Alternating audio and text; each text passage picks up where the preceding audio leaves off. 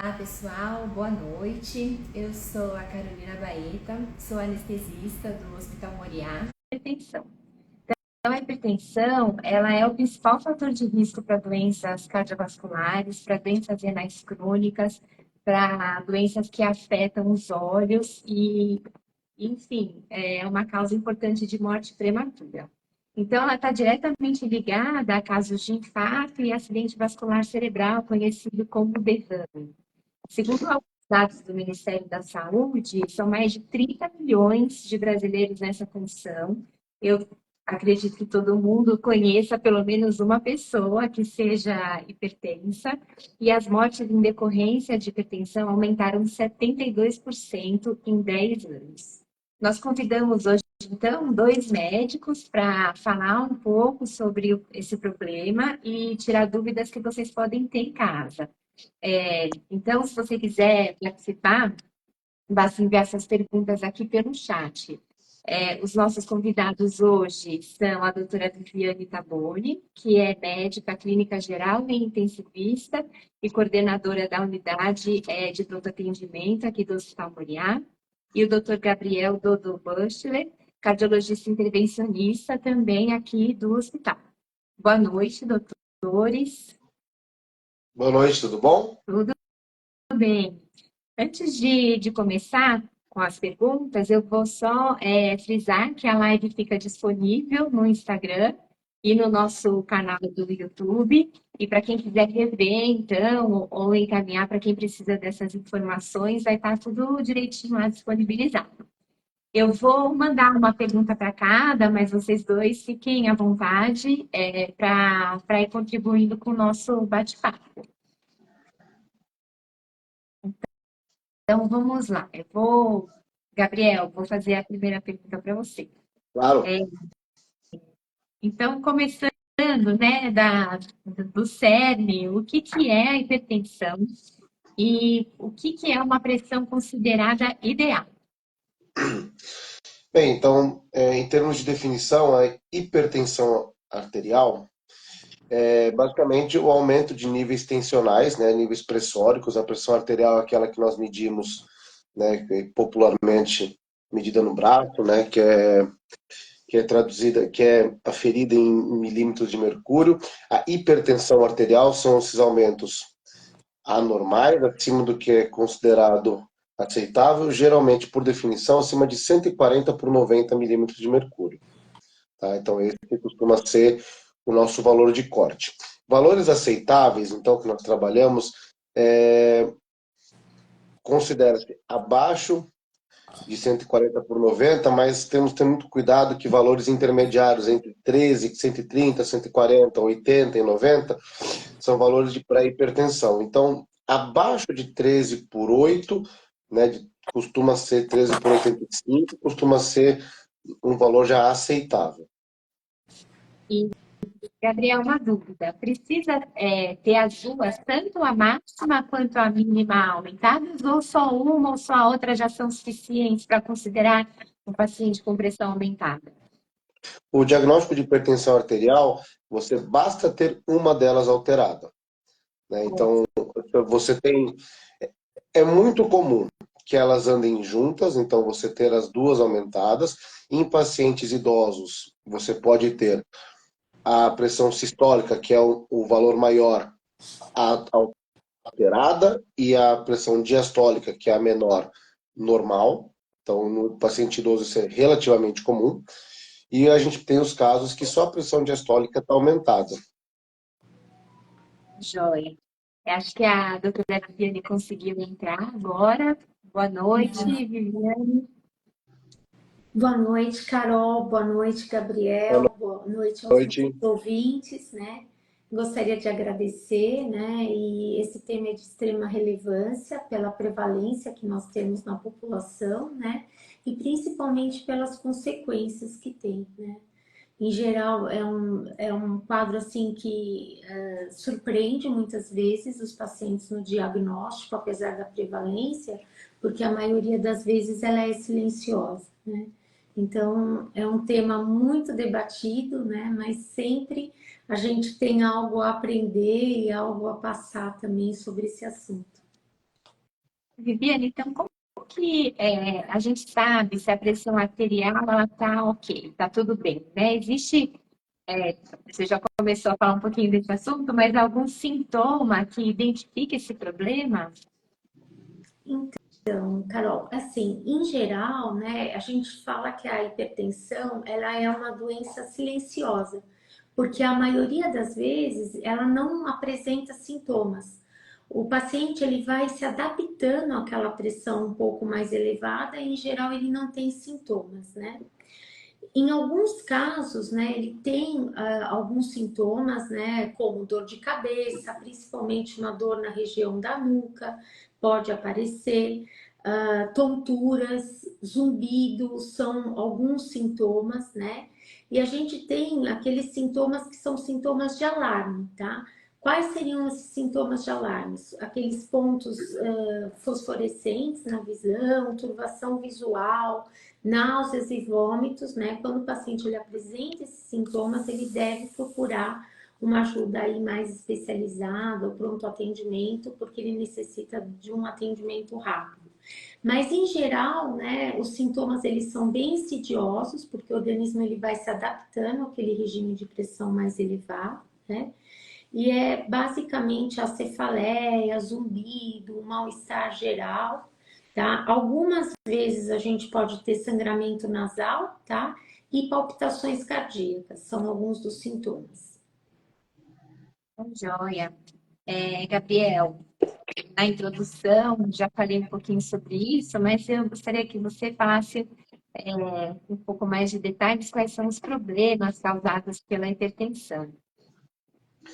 Perfeito, né? A hipertensão, né, como já bem dito, né, é habitualmente assintomática, né, silenciosa, ao longo do tempo, se ela não causa nenhum tipo de emergência, ela é um fator de risco, né, ela é uma comorbidade, um fator de risco cardiovascular.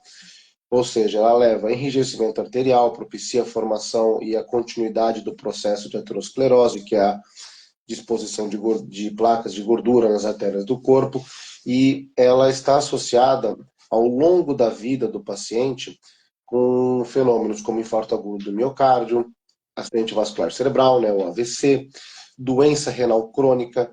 Então, a falência renal, por conta de uma hipertensão maltratada, é uma das principais causas de falência renal crônica. Então, em contextos emergenciais, nós temos patologias da aorta, como dissecções, né, são rupturas das camadas da aorta, sangramentos intracranianos, estão alguns dos espectros do AVC. Então, nós temos várias comorbidades, tanto insidiosas, de progressão muito lenta ao longo dos anos, como também episódios de emergências hipertensivas. Tá certo. E existe alguma maneira de prevenir hipertensão, por exemplo, com uma alimentação mais regrada, prática regular de atividade física? Perfeito. A prevenção da hipertensão, ela circula em torno de bons hábitos de vida, como você já, na sua pergunta, você já trouxe uma resposta. Então, a prática de atividade física regular, então recomendado aí pelo menos 30 minutos diários, 5 vezes por semana. E não precisa ser uma atividade extenuante, uma atividade física ao menos moderada. Alimentação balanceada, tanto uma alimentação controlada para evitar o ganho de peso, evitar também outros problemas metabólicos, como diabetes, dieta também, que a gente previne para a redução de colesterol. Essa dieta balanceada e também sem sobrecarga de sódio, ela ajuda. E outros parâmetros que também influem, qualidade do sono, isso é um fator que está associado à hipertensão arterial, tabagismo, estresse, ansiedade, são fatores que também estão associados. Então, quando a gente vai orientar, né, geralmente quando eu vou orientar no consultório um paciente, a gente tem, basicamente eu falo, a gente tem que trabalhar com bom senso. Então a gente tem que comer direito, tem que se exercitar, não pode fumar, bebida alcoólica, a gente nunca estimula ninguém a beber, mas os pacientes que gostam de ingerir bebida alcoólica, a gente enfatiza e estimula a moderação na ingestão de álcool.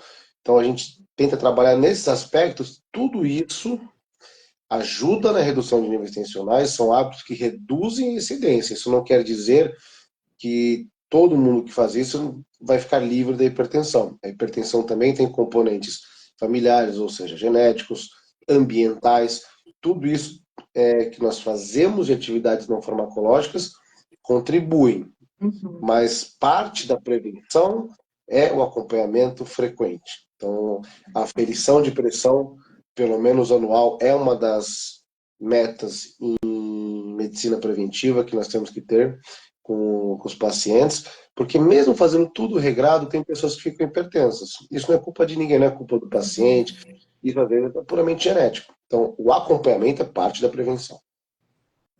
Tá joia. Pegando esse gancho, Vivi, a partir de que idade uma pessoa, então, deve se preocupar em medir a pressão? Todos os médicos têm que medir a pressão dos pacientes? Sim, é importante, né? A única forma, Carol, da gente ter o diagnóstico é a medida da pressão arterial, né? A medida da pressão arterial, ela faz parte, né, do exame físico, né?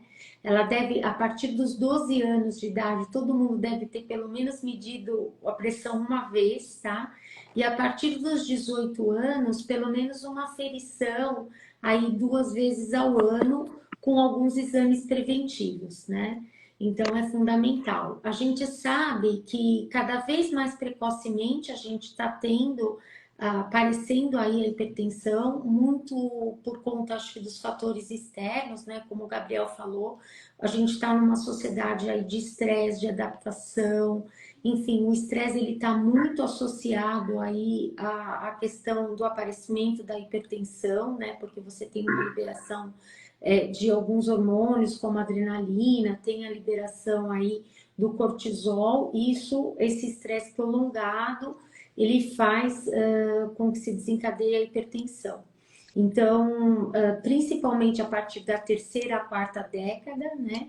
E a prevalência maior a partir dos 60 anos, onde a gente tem uma redução da flexibilidade das artérias, onde a gente vai ter uma prevalência maior, a gente deve ter uma atenção maior, né? Lembrando, Carol, que assim, medir a pressão, né, ela requer um treinamento, né, desse profissional. Então, hoje a gente sabe que existem inúmeras formas de aferição, de aparelhos, né? A gente deve tomar cuidado realmente, porque tem que ser um aparelho adequado, um aparelho calibrado para isso, né? E se for feita de forma manual, tem que ser um profissional treinado para isso, que tenha tido um treinamento e que tenha feito isso já algumas vezes, né? Para que a gente tenha uma definição, um número adequado, um número certo, né?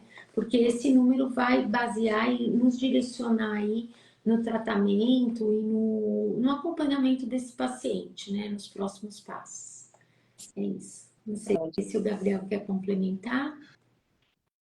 Não, eu acho, dos pontos aí que você elencou também, eu acho que isso, a aferição da pressão requer treinamento, e quando é feito pelo próprio paciente, existe uma série de cuidados e passos que a gente é obrigado, a gente tem que mencionar na consulta, e esses passos têm que ser seguidos, que muitas vezes o diagnóstico de hipertensão ou de descontrole pressórico, que o paciente refere na consulta, é mais por erro de medida.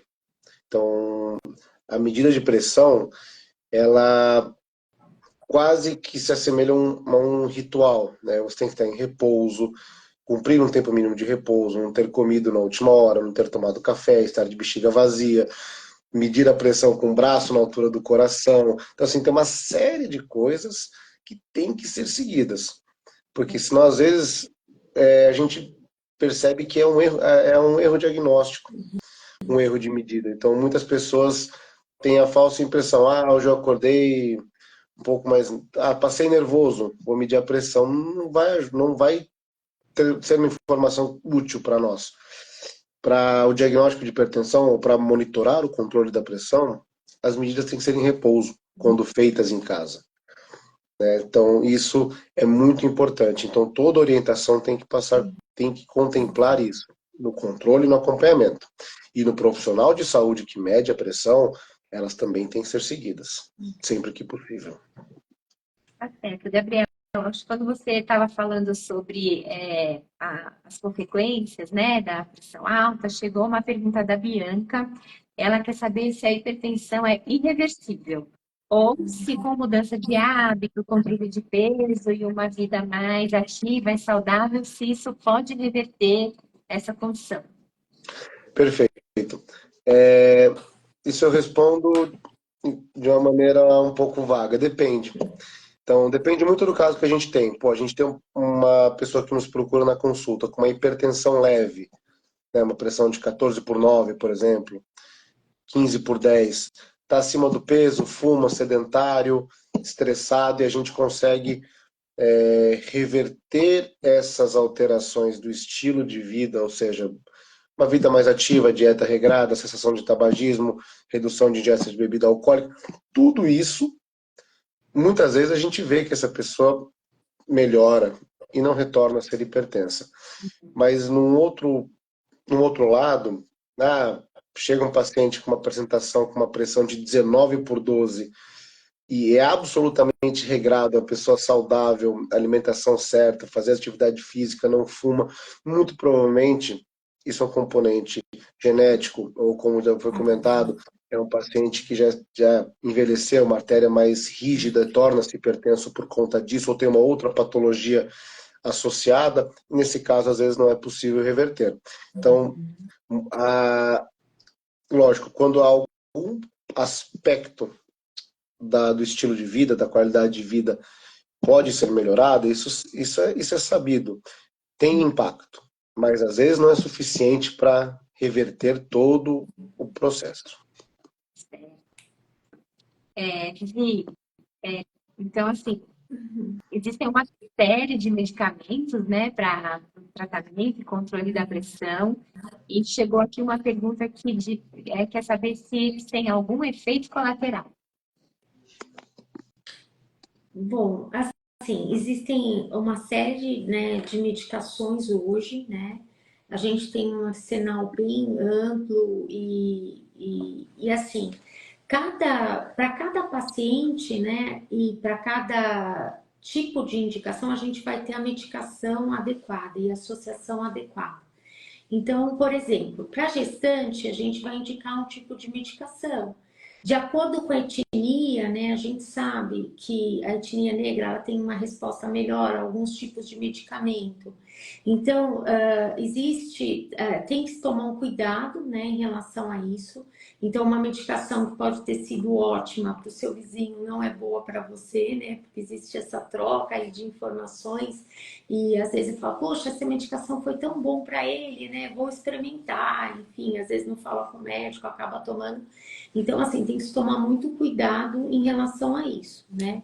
Hoje as medicações, elas são muito seguras, né? E se você tiver um acompanhamento médico, toda medicação, ela pode dar um efeito colateral, né? Todas as medicações, da mais simples à mais complexa, seja uma reação alérgica, seja uma reação aí relacionada ao mecanismo de ação, né? O que vai minimizar isso? Primeiro é a indicação correta. Essa medicação está sendo prescrita por um médico, tem um acompanhamento, um segmento com um profissional.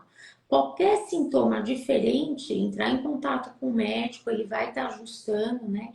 Muitas vezes no início do tratamento é necessário um ajuste de dose, né? Para que a gente tenha uma redução desses efeitos colaterais. E é muito importante a gente indicar a medicação correta. Então, por exemplo, tem algumas medicações que a gente evita no paciente jovem, porque sabe que ele vai ter mais sintomas, e utiliza com uma tranquilidade maior no paciente idoso. Então, isso requer um manejo aí de um profissional especializado, né? Então, não pode estar se utilizando da automedicação ou da conversa, enfim, realmente tem que ter orientação de um profissional aí para que isso seja minimizado, tá? A Beth Azevedo, que está nos assistindo, ela diz assim, que ela é hipertensa e toma diariamente as medicações, mas que no fim a pressão dela sempre está baixa. E ela precisa realmente continuar tomando os remédios. Tá bom. Então, pode falar, Não, Gabriel. não, não. Perdão, perdão. Assim, é muito relativo, precisa ver a dose, o horário que ela está tomando essas medicações, né? E analisando aí o mapa, enfim, qual é o período onde ela tem maior hipertensão, né? Então, o ideal é que ela não pare de fazer uso das medicações, Carol, sem falar com o profissional que ela está acompanhando, tá? Porque isso pode impactar. Muitas vezes o paciente ele tem a sensação assim: puxa, estou tomando a medicação, minha pressão já está controlada há algum tempo, vou parar, né? E nesse parar, o que acontece? Aí ele vai, mede no dia seguinte, a pressão tá boa, tá vendo? Eu parei, agora tá mais controlada. Depois passa mais 2 dias, ele vai, faz a aferição da pressão, a pressão tá controlada. Depois ele para de tomar medicação, não toma mais, né? E não faz aferição, né? Então, isso é um grande risco, né? Porque o paciente, quando ele está sendo medicado e está sendo medicado adequadamente, ele vai responder com controle dos níveis pressóricos, mas isso não significa que ele não precisa da medicação, tá? Então, eu acho que é bem importante esse cuidado, tá? Gabriel, a Mirtes pergunta se existe alguma ligação dos hormônios da mulher com a hipertensão. Então, se a menopausa, ela pode levar a mulher a ficar hipertensa. Durante já na fase do climatério, sim, pode haver descontrole pressórico, tá? E nós sabemos, aí é uma conjunção de fatos, né? Já a fase de climatério, aproxima-se a meia-idade. Existem outras alterações metabólicas concomitantes, outros sintomas associados de desconforto, né, referentes a essa desregulação hormonal. Então, é um período muito delicado para a mulher e também que requer muito acompanhamento. Então, é importante ter esse controle e, a depender do perfil clínico de risco cardiovascular ou pregresso da paciente, isso impacta também nas decisões, junto com o ginecologista, a respeito do que vai ser feito, ou se poderá ser feito alguma reposição hormonal para alívio de sintomas. Então, nessa parte, o cuidado, o acompanhamento cardiológico, o cuidado cardiológico anda junto com as decisões que vão ser tomadas também no âmbito ginecológico. Joia. E, Vivi, por que o excesso de sal na comida, ele realmente é uma causa de hipertensão? São todos os pacientes que se reduzirem o sal, eles vão ter melhora dos níveis pressóricos? Sim, né, Carol, respondendo, né, a sua pergunta, o sal ele é um fator que leva à hipertensão, né? Para se ter ideia, né, o consumo de sal aí recomendado pela Organização Mundial de Saúde seria em torno de 5 gramas, né? E se a gente, algumas pesquisas realizadas, né, hoje o consumo entre os brasileiros está em torno de 10 gramas, né? Então, assim, objetivamente, a redução do consumo de sal, ela realmente é efetiva no controle da pressão arterial, né? Quais os cuidados que nós devemos ter, né? Não é só aquele sal que a gente põe para fazer os temperos, enfim, que coloca na salada. A gente tem que tomar muito cuidado com embutidos. Por exemplo, refrigerantes diet, a gente sabe que tem um alto teor de sódio, né? Então, ter a preocupação, principalmente de ler nas embalagens aí o conteúdo de sódio, ele é importante, tá? E também muito cuidado com as medicações, com os alimentos embutidos, né? Que normalmente tem um teor de sal um pouco maior, tá? Legal. Então, lembranças importantes, né? Aqui, o Cauê Pessoa está mandando uma pergunta para o doutor Gabriel. Ele quer saber se o cigarro eletrônico pode aumentar a pressão.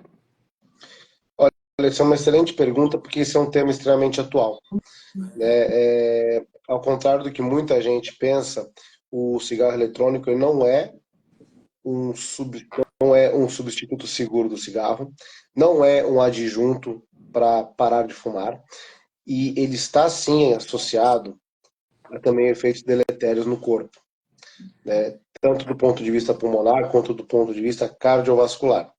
Então, sim, o cigarro eletrônico ele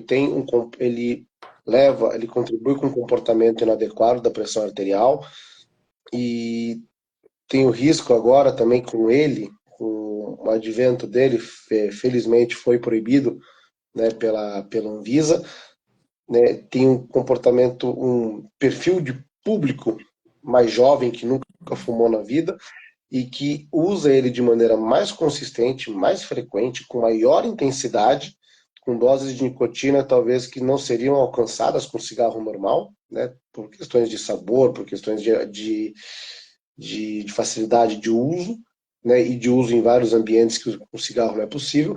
E isso vai levar a um comportamento sanitário também, um comportamento de doença, talvez até mais agressivo. Então, pode interferir da mesma maneira que o cigarro e às vezes com um público mais jovem. Então, muito cuidado e tem que ser totalmente desencorajado. Excelente. Vivi, a Luzia da Silva, ela falou que ontem ela mediu a pressão e a pressão estava 14/12, se ela já precisa fazer acompanhamento com cardiologista. Então, Carol, assim, essa pressão, né, 14/12, a mínima está muito elevada, né? A partir de que nível a gente considera hipertensão? A pressão maior ou igual a 140/90, a gente considera hipertensão. Mas essa elevação da pressão, Carol, o que é importante? Ela é uma elevação sustentada, tá? Se eu fizer um exercício, um esforço físico, após for medir a minha pressão, essa pressão ela vai estar elevada, tá? E não é por isso que eu vou ser considerada hipertensa. Então, né, respondendo a sua pergunta, não necessariamente você é hipertensa por uma única medida isolada, tá? Tem que ser uma pressão, uma elevação da pressão sustentada. Eu acho que isso que é importante, tá? Existem momentos em que nós vamos ter elevação da pressão arterial, mas não necessariamente nós vamos ser considerados hipertensos por esse nível mais elevado naquele momento, tá? E é importante, né, como a pressão 14/12, a mínima é muito elevada e muito próxima da sistólica. Então, existe necessidade de realmente aferir de uma forma mais correta aí a pressão arterial, né? Se for um aparelho eletrônico, às vezes ele pode estar descalibrado, né? Realmente procurar um profissional aí que tenha uma habilidade para fazer essa medida, essa aferição novamente, tá? Acho que isso tem a ver com aquilo que o Gabriel falou sobre o ritual, né, de medida da pressão. E uma pergunta que chegou aqui do Miguel. Ele diz que ele é hipertenso e tem aparelho para medir a pressão em casa. E se na hora de medir a pressão é melhor ele ficar de pé ou sentado? Sentado, né? Assim, como o Gabriel falou, né? Ele, de preferência, né? Ele deve estar sentado, né? E tomar cuidado do braço, do aparelho estar na altura do coração, né?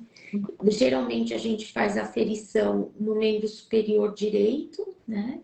E tomando esse cuidado, né? Ter um repouso, então não chegar assim, tá chegando, fazendo uma atividade, vou medir minha pressão. Não, tem que dar um tempo, pelo menos uns 5 a 10 minutos, ele parar, tá em repouso, né? Não tá com bexiga cheia, não ter feito ingesta de cafeína, para que tenha uma aferição aí mais adequada, né? Tá certo. Gabriel, a Nara Pinha, ela diz assim, que ela fez uma cirurgia de varizes e retirou a safena. Se isso mexe com a pressão, porque ela percebeu que depois da cirurgia, a pressão dela começou a aumentar às vezes. Eu acho que aqui talvez seja uma relação muito mais não causal, né? A cirurgia de safena é uma retirada de veia, né? Geralmente por motivos de sintomas nas pernas, motivos estéticos, e não tem a capacidade de mexer nos fatores reguladores de pressão. Algumas coisas que eu poderia pensar, né, sem conhecê-la, sem ter examinado, às vezes aumentou quantidade de medidas que está fazendo agora, começou a se cuidar, fez uma cirurgia recente, pega um outro dia que está um pouco mais alta, aí entra no que a Vivi falou. A pressão tem que ser uma coisa coerente, o comportamento tem que ser consistente para uma pessoa ser hipertensa. Então, uma outra medida mais alta, com a maioria normal, não torna uma pessoa hipertensa. Nós somos humanos, nossa pressão varia ao longo do dia, dependendo da demanda, dependendo da situação. O problema é quando isso é consistente com alteração. Uma outra variação, ok. Tá no pós-operatório recente, tá com dor ainda, a dor aumenta a pressão. Tá usando algum medicamento, por exemplo, um anti-inflamatório, que é sabido que tem interferência com o sistema cardiovascular no período pós-operatório, também influi. Então, existem vários contextos aqui que podem justificar a alteração de pressão ou pode ser meramente flutuações do normal. Tá? O que eu sugiro é, detectou alguma alteração e causou alguma preocupação, marque uma consulta e leve expõe esse problema, que às vezes sim, tem um diagnóstico de hipertensão associado, não pela cirurgia, mas talvez você esteja se cuidando mais, medindo mais e acabou detectando algo. Ótimo. E a Alessandra Carina, ela pergunta assim: como lidar com uma pessoa que é hipertensa, toma medicamento correto, acompanha por um profissional, mas tem hipertensão emocional? Se a pressão for controlada, os remédios podem ser retirados? Bom, assim, normalmente, assim, quando você tem a hipertensão, a hipertensão se instala, né, e você passa a fazer o tratamento, exceto os fatores, se você tiver muitos fatores, como, por exemplo, tabagismo, obesidade, tiver algum fator aí muito definido, é muito pouco provável que a gente consiga retirar essas medicações, né? É até um risco você pegar e falar, poxa, agora eu tô bem, a minha pressão tá controlada, vamos tirar as medicações e ver o que acontece, né? Normalmente, nos primeiros dias da retirada, essa pressão vai ficar boa, porque a gente ainda tem nível sérico das medicações, tá? O que é bem temerário, que é onde a pessoa se preocupa em estar aferindo. E depois ela, agora a minha pressão tá normal.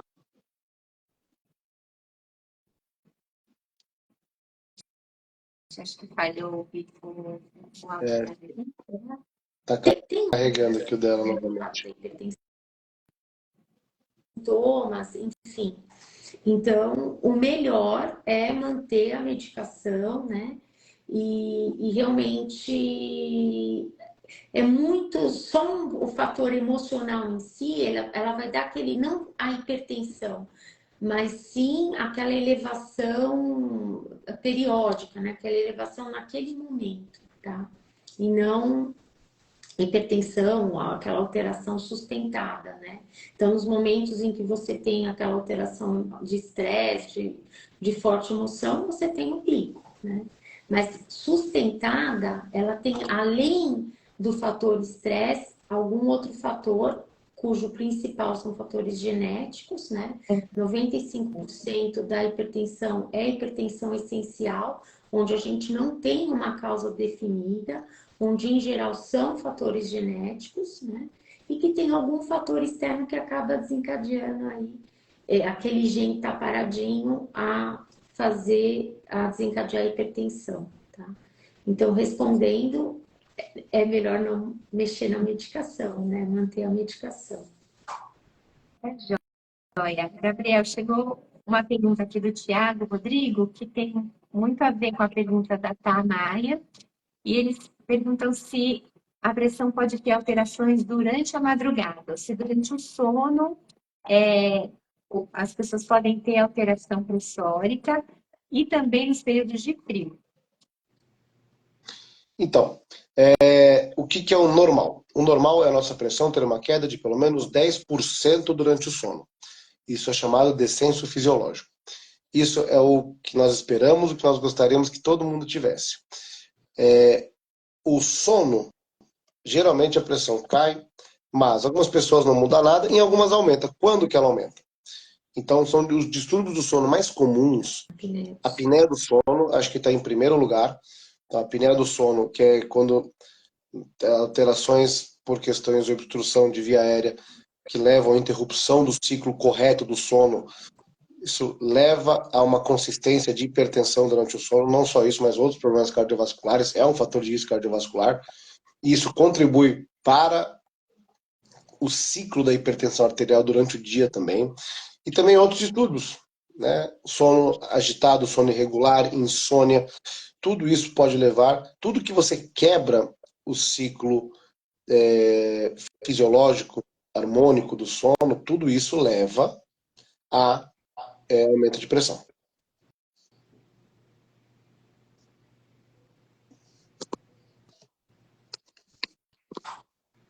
Acho que agora foi o áudio do Gabriel. Gabriel, não estou te ouvindo. Oi, tá me ouvindo agora? Agora sim, agora sim. Chegou a ouvir alguma coisa do que eu falei? Onde que parou? Não, foi só essa última frase que você estava falando. Não, tudo que interfere no ciclo harmônico do sono, seja por apneia, seja por insônia, seja por agitação, seja por ritmo de vida, às vezes, né? Um sono, uma quantidade de sono aquém do que o seu corpo necessita, tudo isso pode ter um impacto pressórico e causar uma hipertensão durante um período que o seu corpo deveria relaxar. E no frio? Dias mais frios, as pessoas ficam mais hipertensas? Sim, é a mesma coisa. O frio, né, a gente tem a peculiaridade de ter uma vasoconstrição, ou seja, um dos mecanismos de defesa do nosso corpo para reter calor no contexto do inverno é a vasoconstrição, é os pequenos vasos das nossas periferias da pele contraírem. Então isso aumenta a resistência vascular e isso naturalmente vai aumentar a pressão. Tá? Então isso, lógico, a gente não vê tanto isso na prática, né? Nossa, o frio, ainda mais no Brasil, que é um país tropical, o nosso frio aumentou demais, desregulou demais o nosso paciente, mas em pacientes muito doentes nós conseguimos ver que alguns têm mais, nós temos mais infarto no inverno, nós temos mais descompensações de insuficiência cardíaca no inverno, e isso tem um papel. Certo. Vivi, a Bruna, ela quer saber se qualquer atividade física é benéfica para a saúde do coração e para a hipertensão, ou se tem alguma que é melhor que as demais. Tá ótimo. Então, assim, preferencialmente, Bruna, a atividade física mais benéfica são as atividades físicas aeróbicas, tá? Com que frequência, né? 30 minutos, 5 vezes na semana, né? Totalizando 150 ou 1 hora, pelo menos 3 vezes na semana, né? Nessa intensidade. E assim, vamos supor, você pode fazer opção, não gosto de ir na academia, quero ter uma caminhada, né? Você pode fazer uma caminhada, mas que seja uma caminhada sem interrupções, tá? Uma caminhada contínua, né? Então a gente brinca, fala que não serve caminhada com cachorro, porque tem as paradas, né? Enfim. Então, é uma caminhada realmente contínua, né? Então, as atividades aeróbicas, elas tendem a ter uma resposta melhor aí no controle da hipertensão. O que é importante, assim, se a gente vai fazer alguma atividade física que tenha carga, né? Do tipo musculação, fazer uma atividade com peso, uma atividade física mais a parte muscular, é muito importante você ter a liberação aí do cardiologista, tá? Então, tem que fazer uma avaliação médica e específica antes de estar iniciando essas atividades, né? Mesmo atividade aeróbica, né, para que você tenha aí, é importante ter uma avaliação médica inicial, tá? Mas, principalmente, é a atividade física aeróbica, tá? Aproveitando esse ensejo, o Levi pergunta para o Gabriel se pessoas que praticam atividade física na academia, com finalidade de buscar um padrão físico de fisiculturista, ou o provável uso de anabolizantes, ele pode aumentar a pressão? Acho que aqui o Levi está se referindo talvez ao uso irrestrito ou um uso, né, por indicação não terapêutica do anabolizante, né? Lembrando que esteroides anabolizantes no contexto de falta de hormônios é uma coisa, o uso para fins de ganho de rendimento esportivo ou estético é outra, né? O uso nesse segundo contexto ele leva a várias alterações cardiovasculares. Então, efeitos colaterais do uso crônico, tanto agudos como infarto agudo, tromboembolismo pulmonar, famosa embolia pulmonar, AVC, como também a longo prazo, hipertensão arterial, aumento da chance de formação de trombos no corpo. Então, este uso irrestrito, com estas finalidades que não terapêuticas, então, ou seja, rendimento esportivo, estética, isso é extremamente, isso é algo preocupante, né? Isso leva a médio e longo prazo efeitos deletérios no corpo. Então, o Levi fez uma pergunta excelente que a gente vê muito na prática, né? No nosso consultório ou, infelizmente, nos atendimentos de emergência. Só Vivi, complementando, tá? Um pouquinho. desculpa, pode falar. Desculpa, muitas vezes, né, essas pessoas associam, além dos anabolizantes, cafeína, né, para você aumentar rendimento no treino. E isso é extremamente, né, deletério, porque pode levar aí também ao aumento da hipertensão, a presença de arritmias, né, entre outras consequências. Com certeza. O pré-treino a gente tem que ter muito cuidado quando fala que está um pré-treino, totalmente diferente de uma maltodestrina, que é um carboidrato, com suplementos com cafeína, com estimulantes, que são coisas que também, da maneira cardiovascular, elas são preocupantes. E às vezes as pessoas nem sabem, né, o que que tem dentro daquele mix. Com certeza. Vem com o Bom, conceito de natural, né? Ah, é natural. Natural. E não tem nada natural. a Roberta diz que ela fez um exame de mapa e ele não detectou alterações na pressão arterial. No entanto, ela tem dores na nuca e outros sintomas sugestivos de hipertensão. Ela gostaria de saber se é possível que no dia do exame ela não tenha tido o episódio de pressão alta, mas que na verdade ela seja hipertensa.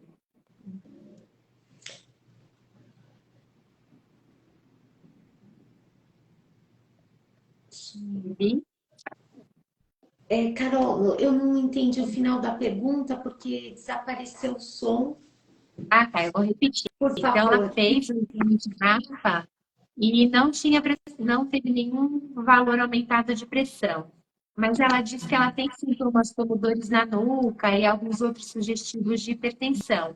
Ela gostaria de saber se é possível que no dia do exame ela não tenha tido esses episódios de pressão alta, mas que na verdade ela seja uma pessoa hipertensa.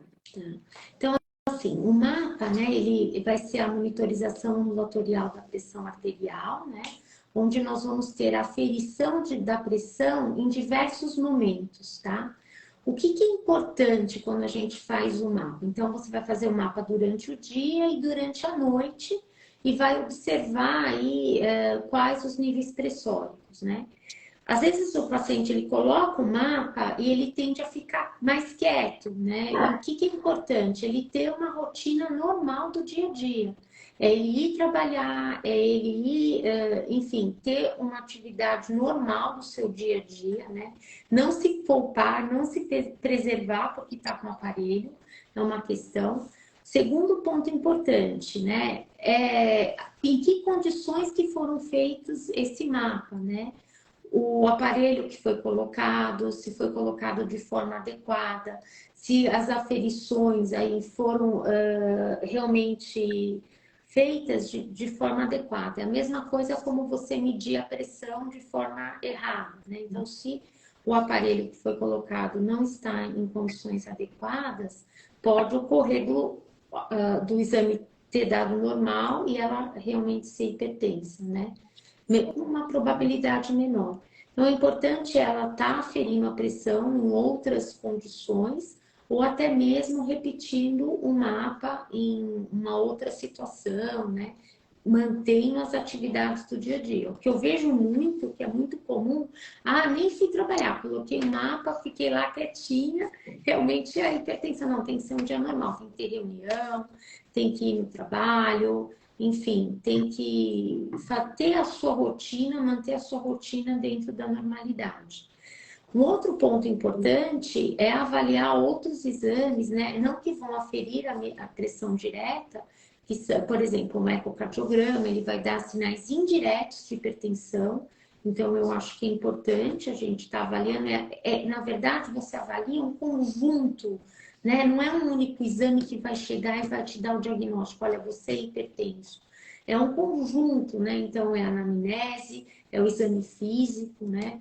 Um outro exame muito pouco falado, né, que é importante na avaliação do paciente hipertenso, é o fundo de olho, né, onde você já vai ter alterações da microcirculação e que se for uma alteração crônica, a gente já pode identificar alterações na retina, insugestivas, de acordo com o grau de hipertensão. Então, é um exame importante, muito pouco falado, né, para a gente ver o grau de hipertensão.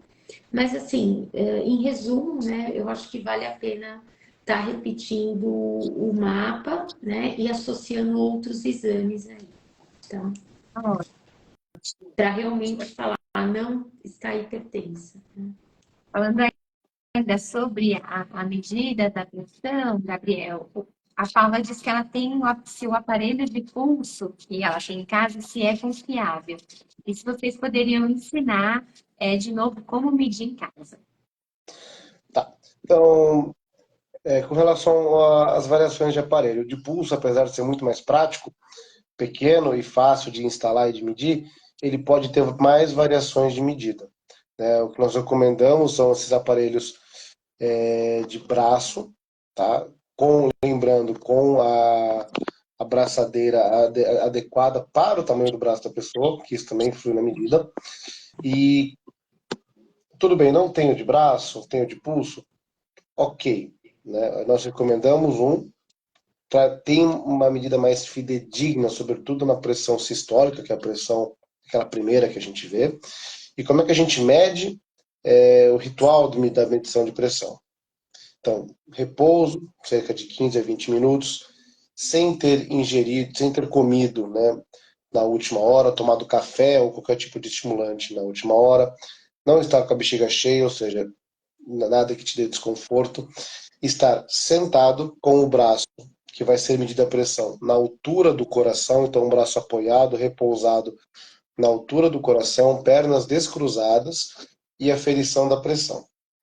Né? Se quer ser ainda mais rigorosa na obtenção da medida, são 3 medidas sequenciais, né? E descarta-se a maior. Né? Muitas vezes a primeira medida ela está um pouquinho maior que as outras, mas por questão de tá um pouco, às vezes está um pouco ansioso, tudo pode variar. Então, seguindo este ritual, né, você vai ter uma medida muito mais limpa, uma medida muito mais confiável para trazer no seu dia a dia o controle. Lembrando que, né, Viviane já comentou, hipertensão é consistência, é coerência, é padrão. Então, um dia mediu em casa, deu 15/10, ou no pronto-socorro, não. Meça e a medição 1, 2 vezes por dia e tendo isso anotado, tendo isso tabulado, a gente consegue entender o padrão. Isso na consulta é muito importante. Os pacientes que a gente tem que fazem esse tipo de controle ajuda demais no controle. Que uma alternativa a isso é lógico, é o mapa. O mapa tem seus inconvenientes, é 24 horas de medida, tem que ir retirar numa clínica ou no hospital, mas o autocontrole, a medida residencial ambulatorial de pressão, ela ajuda demais quando bem executada. E o importante é não criar estresse. A gente está falando de uma situação de uma comorbidade. Raros são os casos que você vai medir e vai estar 22/14, que é uma coisa muito mais preocupante. Então, a maioria dos casos, uma hipertensão, mesmo que descontrolada, é uma coisa que é ambulatorial. A gente precisa de um padrão para entender como a gente pode melhorar o tratamento, como associar, como, né, trazer um controle adequado. Joia. A Catarina, como a gente falou do frio, ela trouxe uma preocupação com o calor. Então, ela quer saber se ele também interfere na pressão arterial, pensando, né, nesses momentos que a gente tem vivido de aumento da temperatura global, existe algum cuidado para os pacientes hipertensos? Primeiro, a gente tem que separar duas coisas. Existem as pessoas que, em situações de calor, né, o calor faz o contrário que o frio, a gente vasodilata. Então, o nosso corpo é muito inteligente e ele vasodilata para a gente poder trocar calor com o meio, né, para a gente não superaquecer. Entre vasodilatação, sudorese, tudo isso é uma regulação térmica do corpo. Algumas pessoas, em contextos de calor, hipertensas ou não, elas podem ter quedas de pressão sintomáticas, né? É muito comum, todo mundo aqui conhece alguém que desmaiou num vagão de metrô, desmaiou num ambiente quente. Por quê? Porque isso é um reflexo chamado vaso vagal. Isso acontece com bastante frequência. Pessoas hipertensas, pessoas não hipertensas, isso é bem comum. Agora, quando a gente fala do cara, estou com calor, não é um calor extremo, não é um calor capaz de causar um vaso vagal, mas é um calor que nos deixa desconfortáveis, né? Tá incomodado, tá chato, pode ter um descontrole pressórico, porque você está desconfortável. E a pressão arterial ela varia muito com qualquer alteração fisiológica ou emocional nossa. Então, às vezes você está desconfortável, igual desconfortável com uma dor de cabeça, desconfortável com alguma situação, a pressão pode alterar. Mas o que a gente orienta no calor, na verdade, pode ter quedas de pressão, pode ter vaso vagal, por isso que é importante evitar desidratação, né, ter todos esses cuidados em épocas de calor. Legal. Vivi, o Edu pergunta se meditação e yoga são benéficos para a saúde do coração e se essas atividades elas podem ajudar no controle da pressão alta. Bom, sim, né? Sabidamente, a meditação, né, feita de uma forma assim adequada, ela tem estudos já, né? Isso não é uma questão aí de achismo, que a meditação ela leva a melhor controle da pressão arterial, né? Qual seria, assim, o mecanismo, né? Eu acho que principalmente pela questão da redução do estresse, né? Redução dos hormônios como cortisol, como adrenalina. Isso indiretamente são efeitos indiretos da meditação que acabam levando ao controle pressórico, né? O que é importante frisar, né, Carol, assim, existem lendas, né, existem alguns trabalhos científicos. No caso da meditação, isso já é realmente sabido, enfim, que realmente tem impacto sobre a pressão arterial, né? Então, melhora a qualidade de vida e, consequentemente, vai ter impacto na pressão arterial também, tá? Ótimo. E o Bambu Verde, Gabriel, manda a seguinte pergunta. Ele diz que foi indicado tratamento para ele com minoxidil para alopecia androgênica, mas ele tem receio dessa medicação alterar a pressão arterial dele. Ele quer saber se essa preocupação dele procede. Então, o minoxidil, ele é muito conhecido, né, no ambiente da terapia capilar, né, mas ele apareceu aí porque ele é um antihipertensivo, né, de nascimento, ele é um antihipertensivo que a gente usa muito raramente no dia a dia, ele é usado em pacientes que têm hipertensão refratária, são pacientes com múltiplas classes de medicamentos que não conseguem controlar a pressão. Então ele é uma das últimas linhas de ataque que nós temos. E o efeito colateral dele é crescimento capilar. Aí acabaram usando, vendo isso como um campo muito benéfico. O minoxidil, geralmente, ele é tópico, né? O uso tópico não costuma ter, é muito difícil ter algum tipo de problema. E existem também apresentações via oral, mas são doses muito baixas. O que tem para terapia, né, para crescimento de cabelo, para alopécia, costuma ser dose muito mais baixa via oral do que para tratamento de pressão. Então, assim, eu tenho, né, alguns pacientes no meu dia a dia que utilizam minoxidil, eu nunca tive problema. Eu nunca vi problemas de queda de pressão, de hipotensão, ou de interferência com tratamento de pressão por conta disso. Por quê? Porque a dose é muito mais baixa, ou quando o tratamento é tópico, é absorção local, são efeitos de crescimento capilar locais. Então, eu acredito que seja tudo seguro para você. Joia. Eu acho que a gente já vai caminhando para o final e eu gostaria de saber se vocês gostariam de deixar alguma mensagem, fazer alguma consideração para todos nós aqui que estamos assistindo. Bom, Carol, eu gostaria, né? Pode falar? Eu gostaria de Pode. deixar uma mensagem, né? Que, assim, em primeiro lugar, assim, se for diagnosticado com hipertensão, né? não negue o problema, né? Então, eu acho que tem que ser encarado de frente, tem tratamento para isso, tem controle, né? Eu acho que muitos pacientes protelam o tratamento por negar o problema. Ah, eu fui, tava a síndrome do avental branco, enfim, tem uma série de questões e isso vai protelando o tratamento, né? Tão importante quanto o remédio, quanto a medicação, é o tratamento não farmacológico, né? E melhor que tratar é prevenir, né? Então, ter um estilo de vida saudável, né? O controle de peso, não fumar, controle de estresse é importante também, porque muitas vezes a gente, no trabalho, por uma série de questões, a gente tem que ter medidas aí para o controle de estresse, né? Se ele é diário e contínuo, a gente tem que tomar algumas medidas aí, seja terapia, seja meditação, enfim, para lidar melhor com esse estresse, para que esse estresse não leve à doença, né? Então, primeiro é não negligenciar, né, o diagnóstico, tem tratamento e antes de tratar, prevenir, tá bom? Acho que é isso. Obrigada. Então, acho que acho que eu gosto sempre de dar alguns tópicos, né, quando dou uma aula, finalizar o tema. Eu acho que é isso.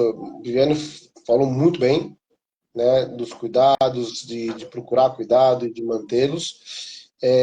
Então, agora eu vou me ater um pouco, tá, agora a algumas dicas que estão em práticas. Tá? Então, se for medir a pressão, pessoal, sigam o ritual de aferição de pressão.